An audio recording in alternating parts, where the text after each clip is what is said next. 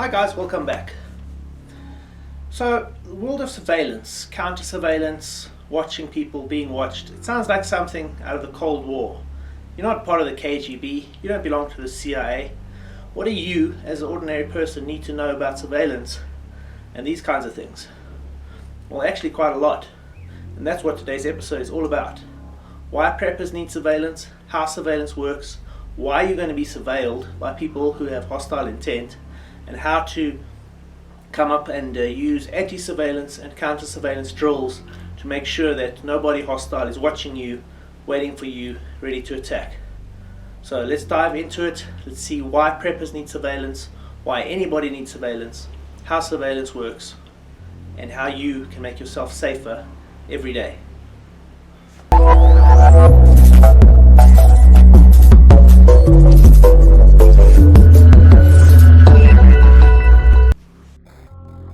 What is surveillance? Surveillance is the targeted watching of an individual, normally for the purposes of gathering intelligence and information. So, surveillance can take many forms. Let me talk to you about when I was a private investigator, how surveillance worked, and how this can transcend into the criminal world, what criminals do, and how you can break the chain of criminal surveillance. So, we have to break it down. There's generally 5 steps in any surveillance operation. Step number 1 is establishing your objective. So when I was a PI, the agency would call me in and they'd say, okay, Kevin, somebody's come to us. This is the person you need to watch. He's suspected of selling something to another company, copyrighted material, or this person's spouse has come in, and you must be the PI. You must watch the spouse because they're suspected of infidelity. And basically our objective was the step 1. And the step 1 in the PI game is basically to take pictures of people in a compromising situation that they shouldn't be in. If somebody's disabled or they're claiming to be disabled as part of workman's compensation, and then you follow them and you get footage of them playing soccer, obviously then the insurance company won't pay out. So the objective is obviously step number 1. In a criminal situation, they'll get together and they'll say that their objective, what is our objective? Our objective is to steal money, is to kidnap a person, is to hijack a car, or is to assassinate someone. So they will also, even in an informal way without realizing it, follow our pattern in their surveillance operation. So let's move on to the next step. The step number 2 is researching your target. When I was at PI, once we had our initial briefing, then we would look at the guy's Facebook profile, Instagram, LinkedIn, all his online stuff, get a recent picture of him, picture of his car if possible, anything that information that we could find out basically sitting down at a computer or at home, making some phone calls. That was the research phase. Criminals will also do this. Obviously, they will get a tip off from somewhere, or they'll have feelers out there for who's withdrawing money, who's a lucrative target. They'll have their own research phase. You see this in the movies where before a big heist they'll have their pictures and everything up and their blueprints and that. It might not be on that level, but once again they are going to research you. They are going to be watching you in whatever way they can online before they move on to the next phase. So step number 3 then in a surveillance operation is finding the target. This normally involves static surveillance. So you'll know where the target is supposed to be or suspected of being, and then you will occupy a static position. Either you'll be like in a stakeout in a car, the traditional thing, or you'll have an OP, an observation point somewhere. It can get very sort of technical and militaresque, but the point is, in any situation where you're trying to find the target, you've researched him, you know what you want to do, and now you just need to locate him so that you can move on. That's step number 3.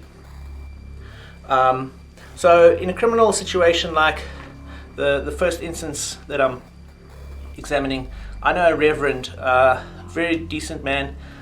His church had fallen on hard times and they couldn't afford to pay salaries, so he went to the bank and withdrew money from his own savings account to go and pay salaries. He drove home, and when he got home there was a car that pulled up behind him in the driveway. The guys pulled out their guns and they robbed him of that money and they got away. So that was a surveillance operation that he was a victim of, That's a kind of surveillance operation that you can be a victim of. And so step number 3 was they had to find the target. So they probably had a tip-off inside the bank that said that somebody is withdrawing a large amount of money, but they first had to find that target. So they would assume a static position, even if they're sitting outside on a bench acting like they're just minding their own business, or they're leaning on the cars opposite the ATM. They will probably occupy some form of position where they can sit for a long time and wait for the target to reach them before they move on to step number 4, which is following the target. So your target has come to where they're supposed to be. You found them, you've identified them, and now they're moving on from where you can watch them in your static position. So now you're moving on to mobile surveillance. You have to follow them. In the PI business, we would follow the guy from obviously to where he went to go to have an affair. We would, or from his work to a mistress, from one company to the next. Basically, the stereotypical thing is you find the object, the target. You might have multiple people. Someone might be in a static position. They just tell you, okay, this is what the target looks like, this is his car, and then you take over. Or you may have to do the whole thing yourself from a static to a mobile position. Criminals as well, it may be sophisticated. Maybe one guy follows you from the static position to the mobile position, or it may be a whole lot of them. They just make a call and say, this is the car, and then they will follow you using mobile surveillance. So it all follows the same methodology, whether you're a criminal or a PI, basically. And then when you're following the target in the mobile surveillance, that can also be sophisticated. It can have various vehicles following the person, handing off. But there are a lot of ways to counter that, and we'll get to that later on in the video. And then step 5 is executing the objective. So you found your target, you followed him to where he's supposed to be, or the place where the target is generally the most vulnerable. In the PI world, that would be like now where he's having an affair out in the open. You can take pictures, or he's playing soccer when he's claiming to be injured, or you trail into the other company. Basically, it's the place where you want to follow him to and catch him in a vulnerable position. Criminals do the same thing. So for them, their objective is obviously much more brutal, in that it's robbing you of your money, kidnapping you, killing you. But ultimately, that's the last step. Is once they've followed you to the place where they've chosen to execute the objective, then they'll do that normally very quickly, and normally with great brutality. So if they've gotten all the way to step number 5, it may be too late for you to stop whatever criminals have planned. So let's just break this down with a few more examples about kidnapping and hijackings and that, how they work, how the criminals will surveil you during these operations.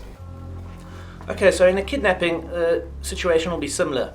The criminals will get together, they'll establish their objective. They are a kidnapping outfit, syndicate, whatever. So they know a thing or two about kidnapping. Generally, their objective will be to hold you for ransom and give you back, or hold you for ransom and kill you and just take the money, or just kill you and make it look like a kidnapping. Things, they don't always work out the way they planned, but generally that's their objective. So then researching their target, that'll be quite easy. They'll obviously narrow down to the person, type of people they're looking to kidnap. Very often there's a lot of inside information, so it'll be people giving them tip-offs, who's got money, who's got what, who's likely to pay, that kind of thing. So they'll do their research. They'll even go online and that, maybe see what they can find out on your Facebook profile, where you like to go, what you like to do, what car you're driving. Those kinds of things can be picked up by hostile surveillance. And then, yes, basically it'll be step number 3, finding the target. From their research and the tip-offs, they'll know where the target is. So they'll either wait for the target or just go straight to where they suspect the target will be. They find the target, they follow the target. Maybe they just walk in and kidnap you. Maybe they follow you in your car and then kidnap you somewhere where there's fewer witnesses. So it's step number 4. And then, well, basically step number 5 already, because they've already kidnapped you. But in any case, a very hostile surveillance operation like this, they will watch you for a long time before they kidnap you. They will know where you're moving, what your movements are, and what your countermeasures are likely to be before they reach at step number 5. The same thing with an assassination. Basically, the only difference is that step number 5 is shoot the guy instead of kidnap the guy. But if you understand this, and you understand that criminals are using this methodology even without realizing it, then it's basically up to you to break these steps, stop them from getting the information about you, stop them from picking you up, stop them from following you, and finally stop them from executing their objective. So let's move on to the next part: counter-surveillance and anti-surveillance techniques you can use against criminals and people who wish you harm.